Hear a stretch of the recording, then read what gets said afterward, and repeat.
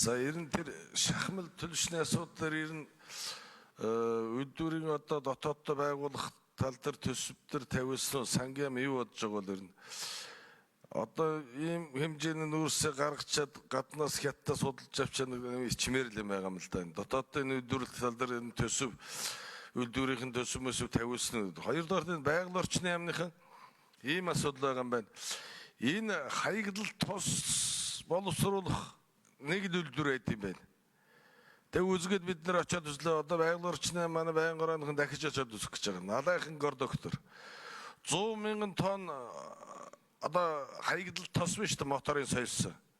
Тэрнээс 70,000 тонн одоо юу төлш дизелийн төлш хөдөлгөөлт юм. 30,000 тонн нөгөө юунд нь битум замын тийм ашигтай үйлдвэр байт юм байна. Тэр томсгоо тэгээд газрын үйлдвэрийг хаачаад Төв аймгийн ямар сум бэ?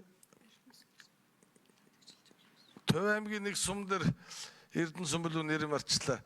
Тэн дээр том үйлдвэр баригдаж байгаа юм байна.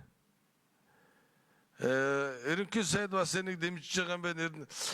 Гэтэл тэд нэр юм авч чаддгүй нэг тос суглуулж хаягдал тос суглуулж хагаад газар болдгууд нь хэдэн тэр мөр юу авдаг нэг. Тэгэхээр тийм үйлдвэрээ дэмжмээр юм. Та нар бас очиад өссөн. Та нарыг бас үзүүлэх гээд байгаа. Бид нар манай байнгын ороонд үзэхгүй л би ч одоо бид нар нефтийн үйлдвэр барьж чадахгүй та нарын төлөв үйлдвэрлэлс юу байдгийг ингээд нэг удаа өгөө явуулсан. Сүүлдээ үзэхээр нэг үзсэн. Үнэхээр тийм юм байна. Тэгэхээр чин тийм одоо үйлдвэрүүд бас дэмжмээр юм бид нар. Гэтэл тэр нөгөө сайн нөгөө төлшний юун дотооддоо үйлдвэр барих тийм төсөв мэсв хийлгсэн юм байна вэ? Сангийн яамын талаар юу бодож байгаа бол энэ?